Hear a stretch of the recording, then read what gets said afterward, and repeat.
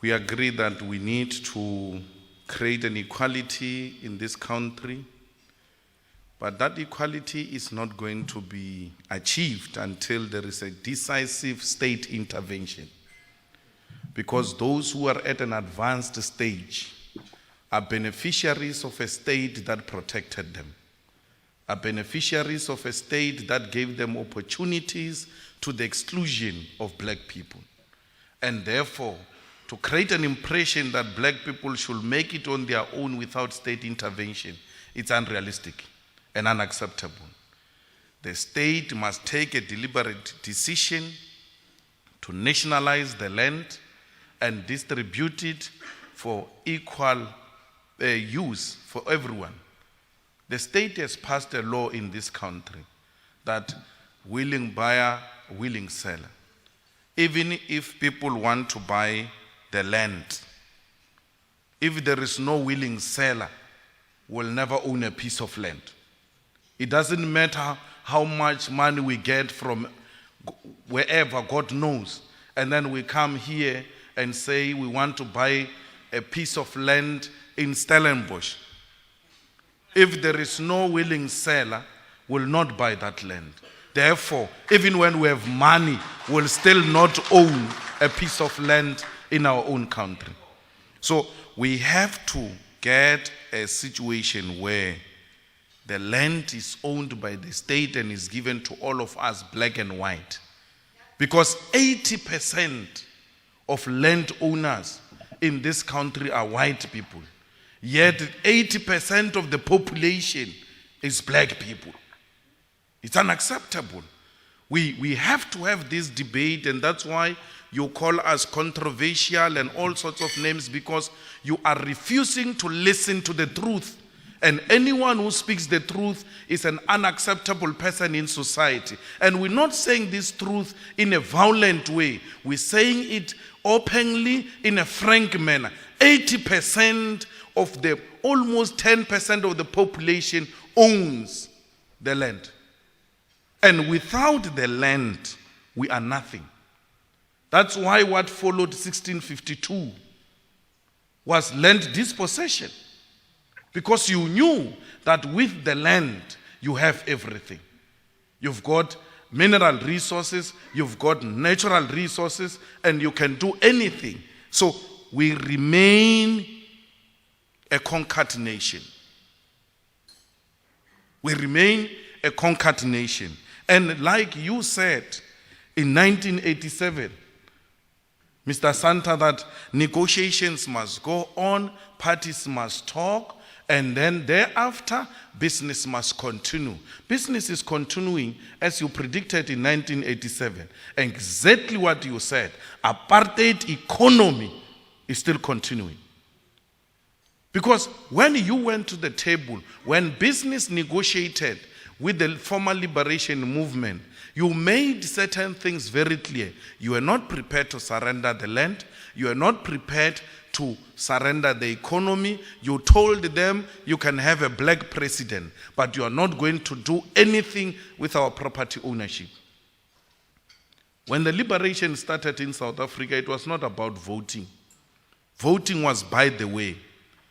The formation of liberation movements followed the wars of dispossession. And Africans realized that if we fight as small groups, we get defeated. We need to come together and fight together under a progressive body. Fight for what? For reclaiming of our land.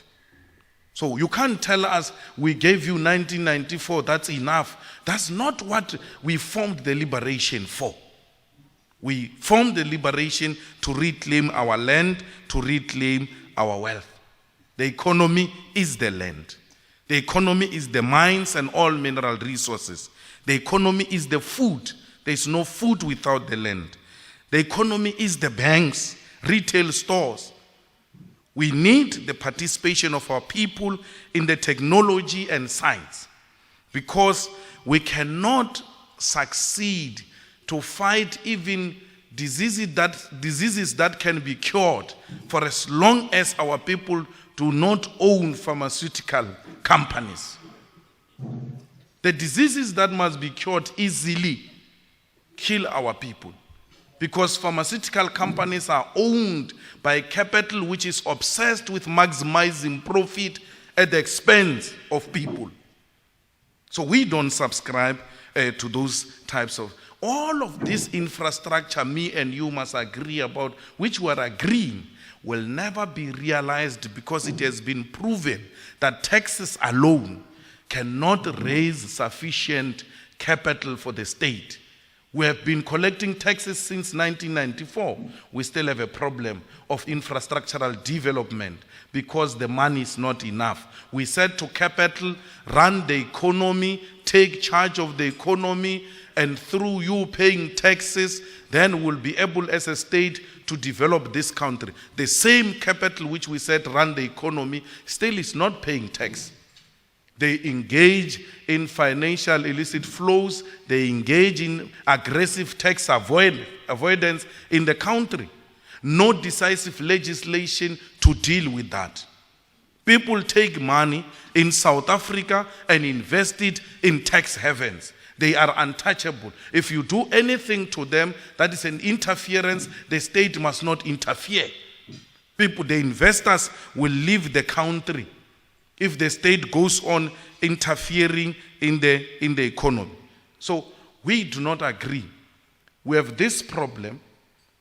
We have this problem we are having today of an inequality which is growing, which is racially based, because of the economy which is in the hands of capital. The economy is not in the hands of the state as we speak now. It's in your hands. You are the ones who are owning strategic sectors of the economy. And therefore, if anything that is in the hands of private sector is so excellent and successful, why is Africa not successful? Because the economy of Africa is not in the hands of socialist state or communist state. It's private owned. If capitalism worked for America and Europe, capitalism has not worked for Africa. Africa has not failed because of because of communist or socialist economic policies. It failed because the multinational and capitalists come and milk our resources, exploit our resources, and leave this continent without anything. So we do not agree. So a solution, which is very clear in the hands of the EFF, is that we need the expropriation of land without compensation. And people say that is extreme, that is unacceptable. Land was taken through black genocide. We're not talking white genocide. We're talking legislation passed through parliament, democratic parliament, which will say the state is the owner of the land and the land shall be allocated to people who have indicated clearly what they want to do with this land. And whether what they want to do, it is in the public interest and purpose.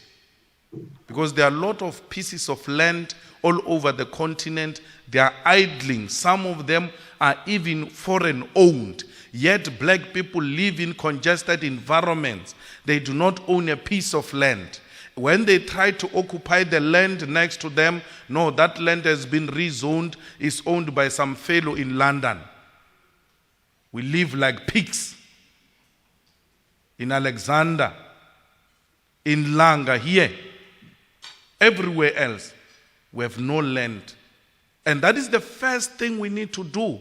Expropriate the land so that we bring back the dignity of our people. There is no one who can have dignity and confidence if you do not own a piece of property. You remain a subject of those who own the means of production. We are tired of being subjects. We want to own.